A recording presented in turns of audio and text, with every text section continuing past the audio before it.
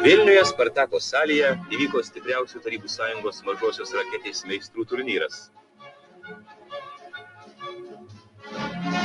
Pajėgiausios vardą šalies čempionė Lestal Talinas apgynė tik papildomai susitikus su 15-metė Ramanauskaitė.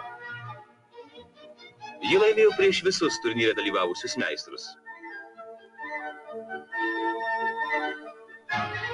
Malonaus siurprizo susilaukime iš jauno tenisininko Čepaičio. Jis įveikė turnyro lyderį estą Meksą.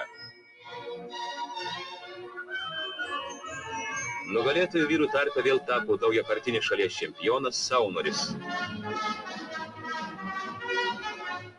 9 Lietuvos stalo tenisininkai pateko į geriausių šalies žaidėjų 10-tukus.